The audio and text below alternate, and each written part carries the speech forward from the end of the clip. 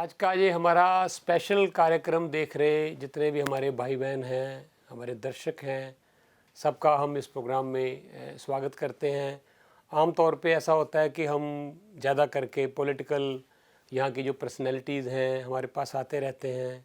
बहुत सारे और सेलिब्रिटीज़ आते हैं, हम उनकी इंटरव्यू करते हैं। लेकिन आज का हमारा ये जो प्रोग्राम है थोड़ा विशेष है, थोड़ा हटके है, डिफरेंट है, क्योंकि आज एक बहुत बड़ी हस्ती हमारे बीच में है। आप अगर सुन रहे होंगे, देख रहे होंगे कुछ दिनों से, तो गीता महोत्सव की यहाँ पे कनाडा में पहली बार इतनी धूम मची हुई है, बहुत चर्चा हो रही है। और उसी उपलक्ष्य में बहुत सारे प्रोग्राम जो हैं वो अलग अलग शहरों में, अलग अलग जगह पे किए जा रहे हैं। तो इसके लिए पूरी एक टीम है जो भारत से आ रही है और आने वाले दिनों में इसके कई सारे इवेंट्स जो होने जा रहे हैं। तो इससे पहले कि मैं आपको इन इवेंट्स के बारे में, जो हमारे आज की यहाँ की पूजनीय हस्ती यहाँ पे मौजूद है हमारे सामने, उनको इंट्रोड्यूस कराऊं, मैं सबसे पहले तो हाना, जो Haryana association of north America है, उनके जो चेयर हैं, हमारे बड़े अच्छे दोस्त हैं राजेश वशिष्ठ जी, उनसे आपको मुलाकात कराता हूँ, फिर आगे बात बढ़ाते हैं। राजेश जी, आपका बहुत बहुत स्वागत है जी। सबसे पहले प्रवासी मीडिया का बहुत बहुत धन्यवाद और शुक्रिया, आपने हमें बुलाया, और आपके दर्शकों को भी बहुत बहुत धन्यवाद। सभी प्रवासी मीडिया के दर्शकों को महाराज जी की तरफ से बहुत बहुत शुभकामनाएं। इसके बारे में थोड़ा सा बताना चाहेंगे हम। महाराज जी, पूज्य महाराज जी श्री ज्ञानानंद जी महाराज, इन्होंने गीता पे रिसर्च की हैं और उन्हीं से प्रेरणा लेके हमें महाराज जी ने आदेश दिया या आशीर्वाद जो हमें दिया कि इसको जो गीता महोत्सव है, इसको इंटरनेशनली इसको बनाएं, एक समारोह बनाएं, लोगों को पीस एंड हार्मोनी का एक संदेश दें। जो महाराज जी की आदेश से हम एक स्वयं सेवक हैं यहाँ के, और इसको प्रोग्राम को आगे बढ़ा रहे हैं। हमारे तकरीबन 200 वॉलंटियर्स हमारे साथ हैं जी। और ये जो मेन जो इवेंट है वो 4 दिन का प्रोग्राम है। उसके बारे में महाराज जी स्वयं उसके बारे में बताना चाहेंगे, तो महाराज जी के शब्दों से ही उसके बारे में सुने। जो जियो गीता एक संस्थान है, महाराज जी की प्रेरणा से कुरुक्षेत्र में, जो कि श्री कृष्ण भगवान जी का एक कर्म स्थली रही है, उसमें आश्रम है। और एक बड़ा आश्रम वृंदावन में श्री कृष्ण कृपा धाम, जो कि परिक्रमा, जो हमारे जब भी अपने महाराज जी के जो भगत हैं वहां जाते हैं, तो परिक्रमा के ऊपर ही श्री कृष्ण कृपा धाम आश्रम है, उसमें जरूर दर्शन करके आए। तो हम ज्यादा समय ना लेते जी, महाराज जी आपका पहले तो बहुत बहुत स्वागत करते हैं जी। और हमारे अहोभाग्य के आपके यहाँ चरण पड़े, दर्शन आपके करने का मौका मिला। और गीता एक ऐसा हमारा महाग्रंथ है जिसको हम भारतीयों ने नहीं बल्कि सारी दुनिया ने जिसको कहते हैं ना जी, बहुत ही आदर के साथ पढ़ा है जी। तो मैं गीता के बारे में, मैं बहुत छोटा सा व्यक्ति हूँ, कुछ कह भी नहीं सकता हूँ। तो मैं यही चाहूँगा कि आप पहले तो इस प्रोग्राम के बारे में बताएं और हमें जो भी संदेश है प्लीज़ दें। हाँ, सबसे पहले जो प्रवासी हमारा कैनेडियन प्रवासी ग्रुप है और प्रवासी के साथ जुड़े हुए भले ही प्रिंट मीडिया है या इलेक्ट्रॉनिक मीडिया है, जुड़े हुए सभी पाठक, सभी श्रोताओं के लिए शुभकामना, प्रवासी परिवार के लिए।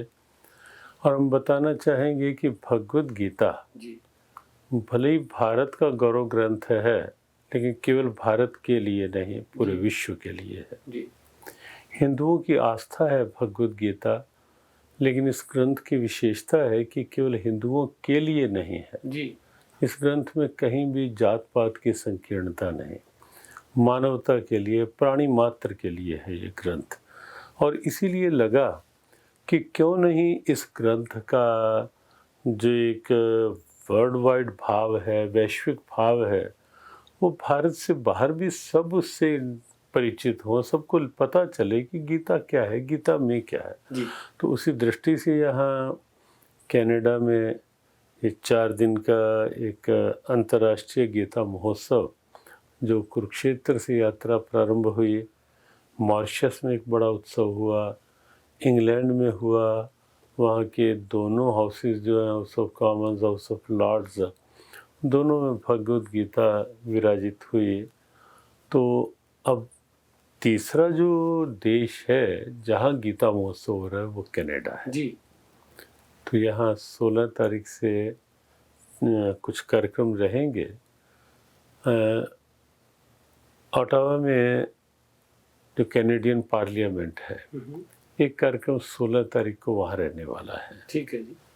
और उस कार्यक्रम में पार्लियामेंट में ही रहेगा। पार्लियामेंट का जो हॉल है तो वहाँ लगभग अनेक पार्लियामेंटेरियन रहेंगे। कुछ प्रबुद्ध लोग बाहर से आ रहे हैं, कुछ यूके से आए हैं गीता के स्कॉलर्स, कुछ ऑस्ट्रेलिया से आए हैं, अमेरिका से आ रहे हैं और यहाँ कनाडा के हैं। तो इस तरह से वो रहेगा कार्यक्रम। और वहाँ भी भगवद गीता का हमने एक बड़ा सुंदर और बहुत बड़ा एक एडिशन निकाला है। अच्छा जी।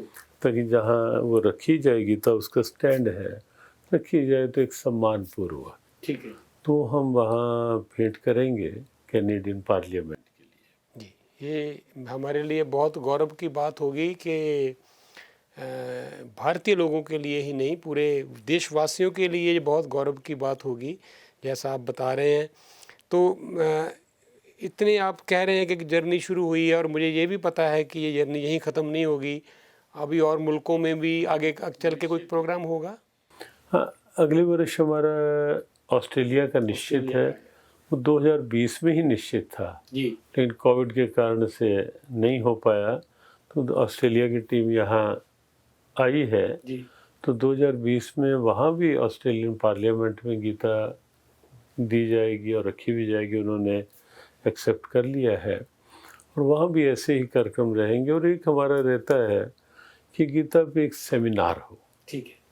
वो हर देश में पहले हुआ है।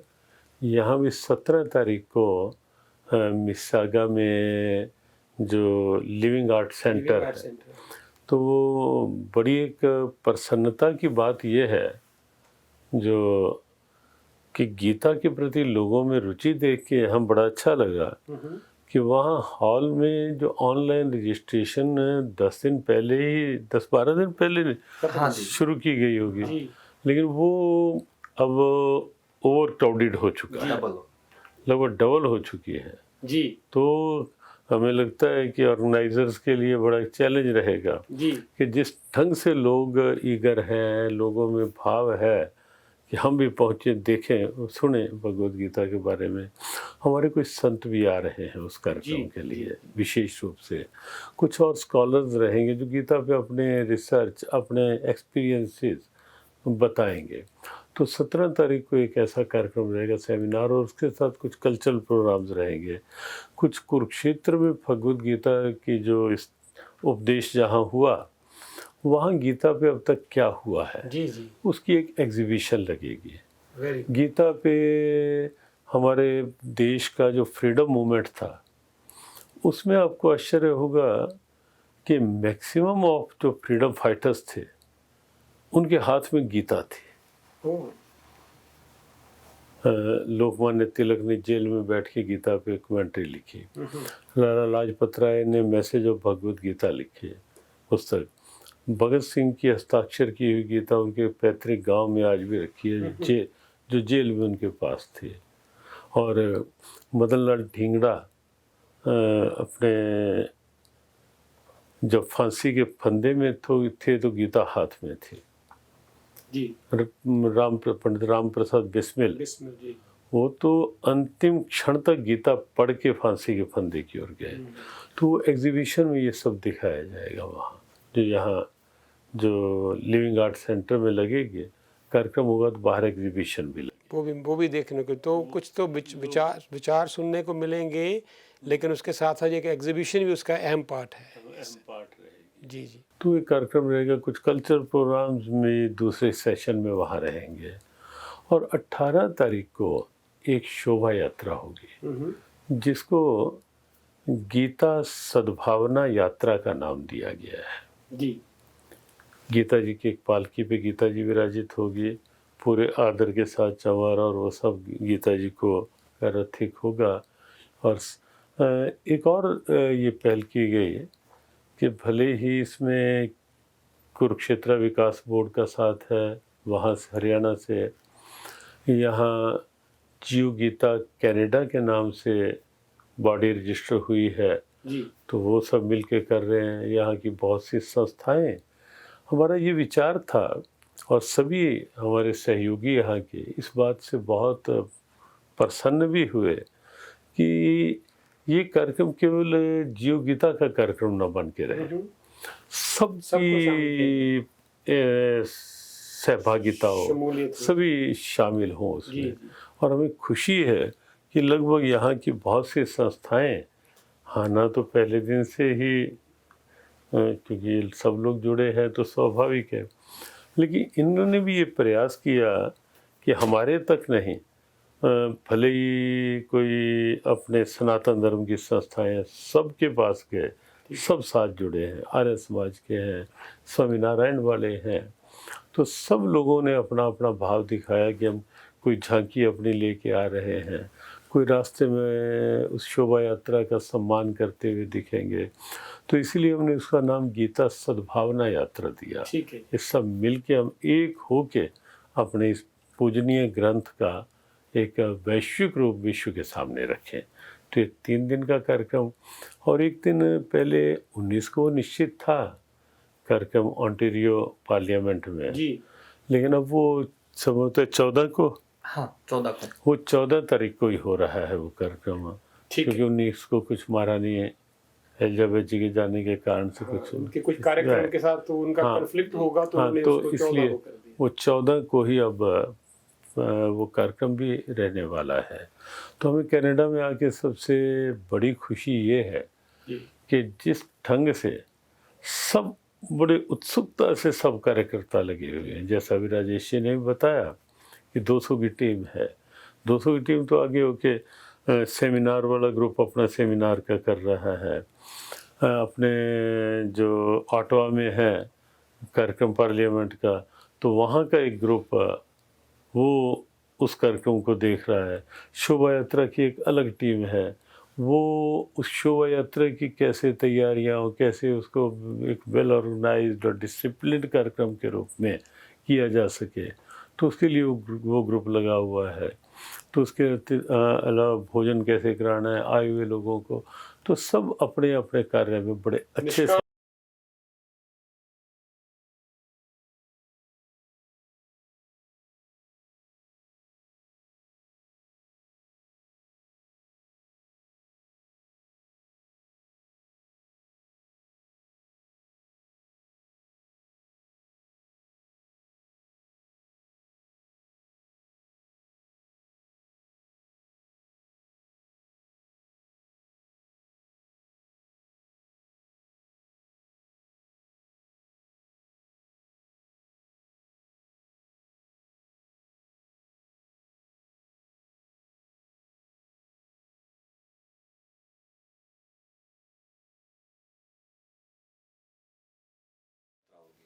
क्या बात है, बहुत खूब। और इसमें कोई सवाल तो बहुत सारे करने बनते थे, पर मुझे ऐसे लग रहा है कि क्योंकि आप ही चल के यहाँ पे आ गए हैं और हमारे जो दर्शक हैं जैसे जैसे इन कार्यक्रमों में हिस्सा लेंगे, उनको तैसे तैसे ही गीता के बारे में, गीता की महानता के बारे में और भी पता चलेगा।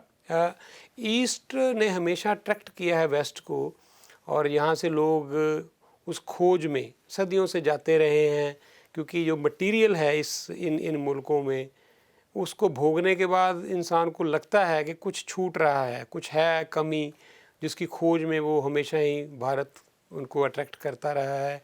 और गीता का तो संदेश उसमें सबसे आगे ही है। लेकिन ये बड़ी खुशी हमें हो रही है कि जिस संदेश को वो ढूंढ रहे हैं, वहाँ जाते रहे इतने सालों में, वो खुद उनके पास चल के, अब ये कहते हैं जी कुआं ही उनके पास आ रहा है। तो मुझे लग रहा है कि अभी ये शुरुआत ही है। तो जैसे जैसे आई थिंक ये प्रचार बढ़ेगा, तो यहाँ के लोगों में जैसे जैसे पता चलेगा इसको, तो बहुत आने वाले समय में स्कोप है वो बढ़ता जाएगा। राजेंद्र जी, असल क्या है कि सूर्य सदा से ही उदय ईस्ट से ही हुआ है। जी जी जी। हाँ, बीच में कभी कभी ऐसा हो जाता है कि सूर्य के आगे कुछ बादल आ जाते हैं, लेकिन सूर्य लगातार बादलों में ढका ही रहे, ये भी संभव नहीं है। तो कभी ना कभी फिर बादल छटते हैं जी और फिर से सूर्य का प्रकाश अपना प्रभाव दिखाता है। जी तो जो आपने कहा कि कभी ईस्ट के पास लोग, क्योंकि जो अल्टीमेट जो एक डिमांड, एक मांग सबकी रहती है, वो है तो कहीं ना कहीं पीस तो सब चाहते सब हैं, चाहते हैं, शांति तो सब सब चाहते हैं। चाहते हैं। और भगवत गीता जो है इस समय पीस और हार्मनी के लिए, कोएग्जिस्टेंस के लिए, भगवत गीता बिल्कुल लॉजिकल, प्रैक्टिकल और एक साइंटिफिक वे है। जी जी जी और वही हम समाज को बताना चाहते हैं इन कार्यक्रमों के माध्यम से कि भगवत गीता जो है वो सबके लिए है। आप पढ़ के देखोगे, आप सुन के देखोगे 17 तारीख को, तो आपको लगेगा कि अगर वास्तव में शांति चाहिए तो आप गीता से जुड़ो, ठीक है। तो आपको लगेगा अच्छा। चलिए जी, और इस समय जब ये संसार कोविड के बाद जिस परिस्थितियों से गुजर रहा है और हम ये महसूस कर रहे हैं कि जो मानसिक लोगों की परेशानियां हैं वो काफ़ी, उसमें यहाँ हम आए दिन अनरेस्ट देख रहे हैं सोसाइटी में, हमारे यहाँ पे क्राइम बढ़ रहा है। हम उसके लिए चिंतित भी हैं, हम अपने बच्चों के लिए भी चिंतित हैं। तो मुझे लग रहा है कि जो बड़े बुज़ुर्ग हैं वो तो आएँ, मुझे लगता है जो हमारी ये नौजवान पीढ़ी है, बच्चे, उनको भी साथ जोड़ना चाहिए। उनको ज़रूर आना चाहिए, क्योंकि आने वाले टाइम में जिस ढंग से बच्चे और जवान जो हैं वो कहीं मेंटली डिस्टर्ब दिखाई दे रहे हैं, जी कहीं अपने फ्यूचर को लेके, कहीं कुछ लेके, और या कुछ एक जो ड्रग्स की एडिक्शन बढ़ती जा रही है। तो जब गीता सुनेंगे, जब ऐसे कार्यक्रम में आएंगे, एक पॉजिटिव, एक क्रिएटिव, एक कुछ अच्छा एक वातावरण मिलेगा, तो बच्चों को भी लगेगा कि जीवन केवल वही नहीं है, इस ढंग से जीवन को जीना कितना एक अच्छा ऊर्जा से भरा हुआ जीवन हो सकता है। तो आज की बहुत बड़ी ज़रूरत है कि हम बच्चों को इन भावों के साथ जोड़ें, तो बचपन सुधरेगा, तो ही हम एक अच्छे भविष्य की ओर बढ़ पाएंगे। क्या बहुत साल पहले जब भारतीय लोगों का कनाडा में आना शुरू हुआ था, तो कोई इक्का दुक्का लोग धीरे धीरे आ रहे थे 60s में, 70s में। फिर एक दौर आया जब ज़्यादा लोग आने शुरू हुए, और अब हम कुछ सालों से देख रहे हैं कि भारतीय लोगों का जो कनाडा में लगातार आना, और बड़ी गिनती में अब आना, अब ऐसे लग रहा है जैसे एक भारत हमने यहाँ ही बसा लिया है। और उसी के चलते जब हम हर साल भारत के जो आज़ादी दिवस को मनाते हैं, स्वतंत्रता दिवस को, और जहाँ फिर हम 26 जनवरी को मनाते हैं, तो भारत का बहुत सारा ऐसा कल्चर, सभ्यता, बहुत कुछ हमें देखने को मिलता है जिसको देख के हैरानगी होती है कि इतना विशाल भारत है। और यहाँ के जो बच्चे हैं जब वो देखते हैं तो उनको कई बार बड़ी हैरानगी होती है कि एक मुल्क में इतनी भाषाएं, इतने तरह के डांसेस, कई कुछ, क्या कुछ नहीं है वहाँ पे। तो यहाँ वो सारा कुछ यहाँ पे प्रदर्शन चल रहा है। उस कड़ी में मुझे लग रहा है कि ये पहली बार ऐसा है कि गीता जैसा ये महाग्रंथ जो भारत का है, जिसको सारी दुनिया में कितनी जगह पे ट्रांसलेशन हो चुका है, हज़ारों बार लोगों ने इसको अपने अपने तरीके से इसकी व्याख्याएं की हैं, ऐसे में स्वामी जी का खुद यहाँ चल के आना, और ये जो कितने ही कार्यक्रम ये जो तय किए गए हैं, ये अपने आप में एक कसौटी भी है जिस पे हमें लगता है कि हाँ ना, ऐसी बहुत सी संस्थाएं जो हैं जो मेहनत कर रहे हैं, जब कार्यक्रम सफल होंगे तो उनको बड़ा अच्छा लगेगा। तो एक शुरुआत है, और मुझे लग रहा है कि आने वाले वर्षों में ऐसे बहुत से और कार्यक्रम यहाँ पे हुआ करेंगे। तो चाहे आज हम दिवाली मनाते हैं, आने वाले दिनों में दिवाली मनाएंगे, दशहरा मनाएंगे, बहुत सारे हम त्यौहार, भारतीय त्यौहार जो कभी सुनते भी नहीं थे, कब आते थे कब चले जाते थे, आज होली है, सब त्योहारों की गूंज होती है, बहुत साल पहले ही, समय पहले उसकी तैयारी शुरू हो जाती है। तो यहाँ वो सब कुछ हम भारत का यहाँ ला रहे हैं। ऐसा कैसे हो सकता है कि गीता जैसे महाग्रंथ की बात ना हो? तो उसकी बड़ी मेहनत हो रही है, जैसे उन्होंने बताया। तो राजेश जी, लास्ट में आप कुछ कहना चाहें, कुछ संदेश देना चाहें? जी, हम बस यही बोलना चाहते हैं जी, महाराज जी के आदेश से और महाराज जी का आशीर्वाद लेके और गीता के जो उपदेश है, जो इंस्पायरेशन है, अपने बच्चों को और फैमिली को जरूर लेके आए, ताकि जब भी एग्जीबिशन में हमारे जो स्कॉलर्स हैं वो एक एक बच्चे को प्रैक्टिकली सिखाएंगे कि इसमें क्या है, जो बुरे विचार हैं, जो सारी चीजें वो है, उनके बारे में उनको कैसे दूर किया जा सकता है। सो हमारी सभी फैमिली से ये प्रार्थना है कि अपने बच्चों को जरूर लेके आएं। अगर एक भी श्लोक अगर बच्चा लेके जाता है वापिस, उसकी ज़िंदगी पूरी है। क्या बात है। और आप कुछ जाने से पहले कोई संदेश दे के जाएँ। वैसे तो मुझे पता है कि बहुत से लोग उत्सुक होंगे आपको उस दिन सुनने के लिए, जानने के लिए। बहुत कुछ आपने स्टेज से कहना ही है, संदेश जिसके लिए आप चल के इतनी दूर से आए हैं, पर फिर भी हमारे माध्यम से जाने से पहले कोई एक संदेश देना चाहें। हमें बहुत अच्छा लगा है यहाँ आकर के, और विशेष रूप से ये जो अपना प्रवासी मीडिया ग्रुप है, यहाँ का जिस प्रकार से भाव है, प्रसन्नता ये हुई है राजेंद्र जी कि आपने भारत से दूर भी भारत का एक असली चित्र इस प्रवासी मीडिया ग्रुप के माध्यम से केवल कनाडा नहीं, आसपास के देशों तक भी पहुंचाने का प्रयास किया है। तो प्रवासी के सभी श्रोताओं को, दर्शकों को हम यही कहना चाहेंगे कि आओ जीवन को कुछ ऐसा मोड़ दें जहाँ वैल्यूज़ आदर पाएँ, मूल्य आदर पाएँ, जहाँ प्रेम हो, जहाँ भाव हो, जहाँ सद्भाव हो। बाहर का गेटअप सेटअप अच्छा है, उसमें भी हम आगे बढ़ें, लेकिन जीवन को केवल इतने तक सीमित ना रखें, अंदर के विचारों को ऊंचा बनाएं, सिंपल लिविंग, हाई थिंकिंग के साथ एक आदर्शमय जीवन जिएं। गीता इसी के लिए है, और ये प्रोग्राम उसी की एक कड़ी है, उसी की एक शुरुआत है। और हम इस भाव से के साथ कि ये शुरुआत है, पहला कार्यक्रम, आगे भी हम कैसे बच्चों को संस्कारों से जोड़ पाएँ, कैसे परिवारों में एक सद्भावना जगा पाएँ, और कैसे मूल्यों के साथ जीवन को आगे बढ़ा पाएँ, उसके लिए जीवगीता कनाडा काम करती रहेगी। बहुत बहुत शुक्रिया। और इस जिन मुल्कों में हम आते हैं, पश्चिम के इन मुल्कों में आके हमें सब कुछ मिलता है, हर तरह का सुख मिलता है, आराम मिलता है, कंफर्ट मिलता है, बहुत कुछ हम मटेरियल के तौर पे अगर देखें तो सब कुछ प्राप्त कर लेते हैं, लेकिन कुछ ना कुछ फिर भी मिस करते हैं। और वो यही है कि जो हमारे उस भारत में जो संदेश दिए गए युगों युगों से, और जिसको ढूंढने के लिए यहाँ के लोग वहाँ चल के जाते हैं, वो सब कुछ यहाँ अगर हमें मिल रहा है, और हम बहुत ही, मैं ये समझता हूँ कि हमारा ये कहते ना कि अच्छा भाग्य नहीं होगा कि अगर हम इन कार्यक्रमों को मिस करें, क्योंकि सब कुछ चल के हमारे पास यहाँ पे ये लोग आ रहे हैं। तो मेरा आपसे भी ये सबसे ये निवेदन है कि खुद भी आएँ और अपने बच्चों को भी साथ लेके आएँ और इन कार्यक्रमों में शामिल हों। इनको जब सफल होंगे तो इनको अच्छा लगेगा, और मेरा ये यकीन है कि आने वाले सालों में इससे भी और बढ़िया से बढ़िया फिर ये कार्यक्रम ये लोग सब प्लान करेंगे। तो आप सबको यही निवेदन है कि हम आपको अपने माध्यम से भी इनकी जानकारी देते रहेंगे। आप राजेश जी आए और स्वामी जी को लेके आए, आपका बहुत बहुत धन्यवाद। और हमें बहुत बहुत आशीर्वाद मिला जी आपके आने से, और आपका भी बहुत बहुत धन्यवाद।